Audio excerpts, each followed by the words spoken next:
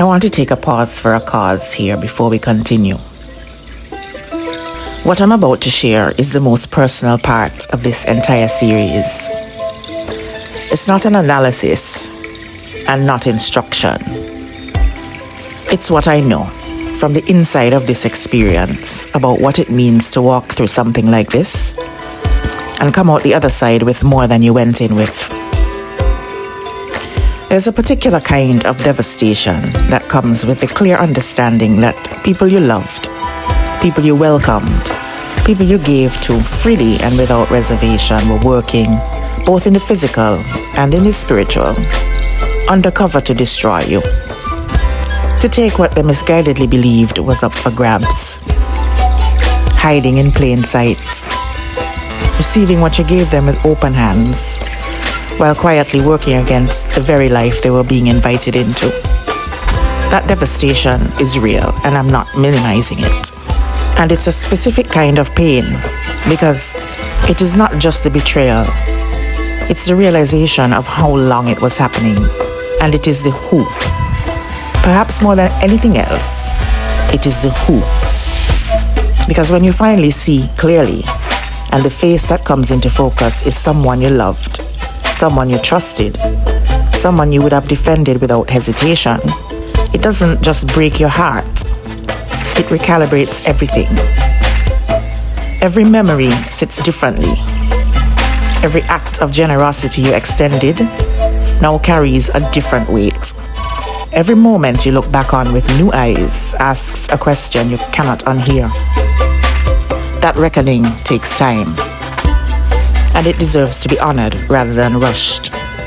But I instinctively knew, even before I had the language for any of this, even before I understood the full architecture of what had been built against me, that the devastation was exactly where they needed me to stay. That my lightness of being, my hope, my refusal to collapse into the darkness of what I was discovering, that was the thing they had not accounted for. That was the variable that broke the operation. Because here is what I now know with complete certainty. Your destiny cannot be taken from you. The only thing they can actually do is trick you into giving it up, into abandoning it yourself, into deciding in the depths of the devastation that the life you were reaching for was never really yours to begin with. And contrary to what people casting these spells believe, you are sovereign, completely and irrevocably. They like to play God. They have appointed themselves the architects of other people's destinies and directors of other people's paths. And the reason they believe they can is because they have had some success. This is not new for them. They have been doing this for a long time. And over time, those small victories have accumulated into a false sense of power, a confidence that what they're doing is working, and that they have some kind of authority over the lives of the people they target. But they don't. Not really. What they have is a counterfeit power, a borrowed darkness that only works in the absence of light. Because there is only one God.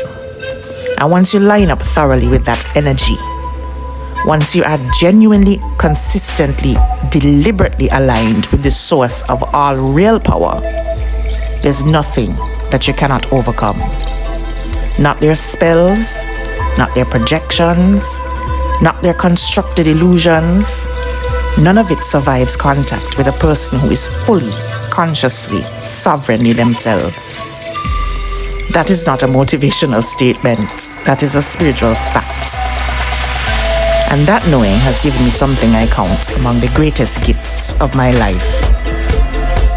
Purpose.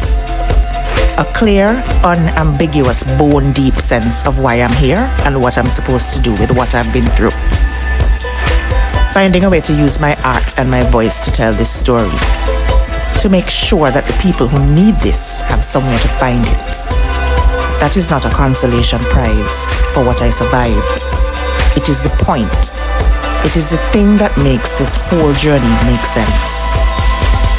The knowledge, the confidence, the strength I now carry I would not give it up, not for anything. And I am grateful.